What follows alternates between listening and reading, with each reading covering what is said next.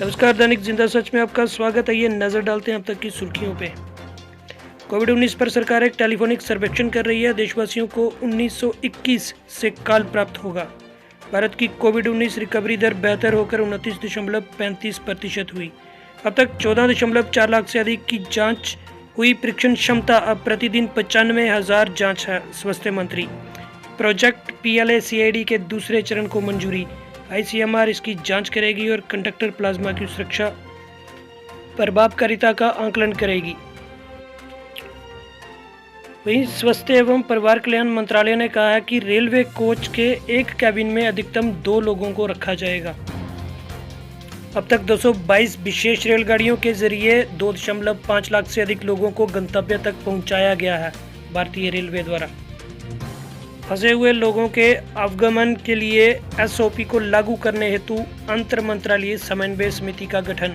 भारत आने जाने वालों के लिए मार्च अप्रैल 2020 के दौरान PSB ने 41.81 लाख से अधिक खाते के लिए 5.66 लाख करोड़ रुपए के ऋण को मंजूर किया।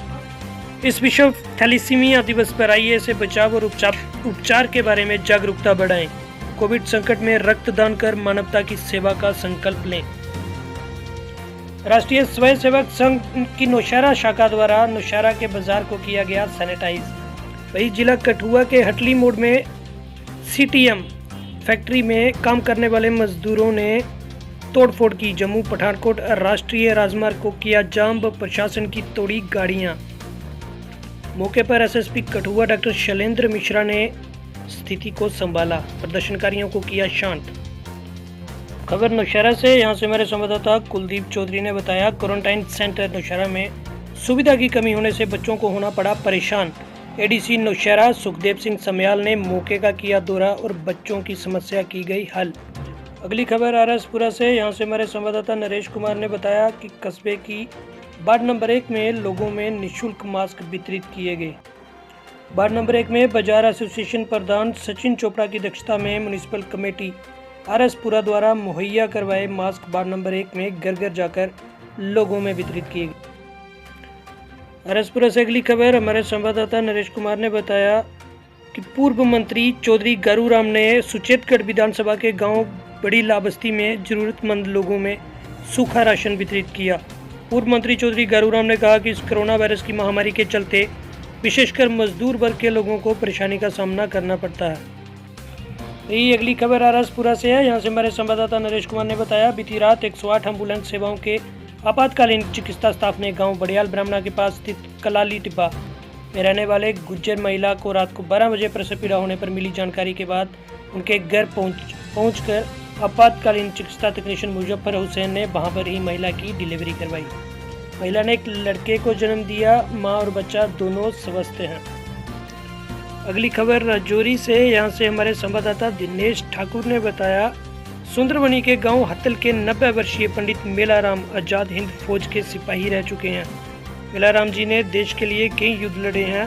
अब जब सारा देश कोरोना वायरस से लड़ रहा है तो ये पीछे कैसे रहते। उन्होंने प्रधानमंत्री कोष में 1 लाख की राशि जमा करवाई। जब उनको पूछा कि आप राशि क्यों दे रहे हो तो उन्होंने कहा, हमारा एक भाई देश के लिए इतना कुछ कर रहा है तो मैं क्यों ना करूं।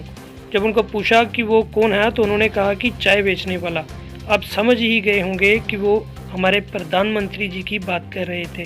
मोदी जी को प्रयास करते देखकर देश के कोने कोने से लोग कोरोना वायरस के खिलाफ प्रयास कर रहे हैं।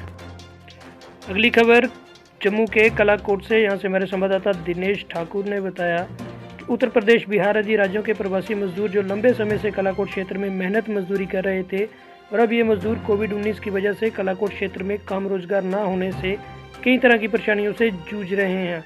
और इन प्रवासी मजदूरों ने सरकार प्रशासन से गुहार लगाई है कि हमें किसी तरह घर वापसी तक पहुँचाने की व्यवस्था की जाए। अगली खबर किश्तवाड़ से, यहाँ से हमारे संवाददाता हरदेव मन्नास ने बताया कि शिवसेना के चिनाब वैली अध्यक्ष तिलकराज शान ने कोविड-19 महामारी के कारण लॉकडाउन को ध्यान में रखते हुए मार्च, अप्रैल और मई 2020 के लिए पावर टैरिफ में छूट देने की मांग की है। अगली खबर हमारे संवाददाता रजत मनास द्वारा, जिन्होंने बताया, जम्मू उधमपुर कठुआ रियासी जम्मू संभाग के अन्य हिस्सों लद्दाख और कश्मीर के अन्य हिस्सों में बंद होने के कारण फंसे मजदूरों, छात्रों, कारोबारियों और अन्य लोगों ने पूर्व मंत्री मोहम्मद शरीफ नियाज से पुरजोर मांग की है कि ईद से पहले उनकी घर वापसी करवाई जाए। हेडलाइंस का सिलसिला यहीं समाप्त हुआ। दीजिए इजाज़त। जम्मू कश्मीर व देश विदेश की तमाम जानकारियों के लिए बने रहिए दैनिक जिंदा सच के साथ।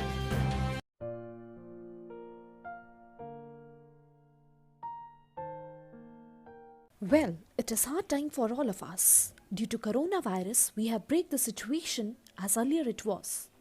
But time never stopped for anyone. But it doesn't mean that we should go out and prepare for all the competitive exam. We can utilize this time by doing self-study and taking help of Aspire Ada YouTube channel. To start with, you need to prepare a proper schedule for all the subject, and without going out, you should complete all the syllabus by yourself. And when the critical situation will end, here you are. Hooray! You are ready for all the competitive exam. Utilize this time until it go. Aspire Ada Institute, best institute in Jammu for all the competitive exams. We care for you. Stay home.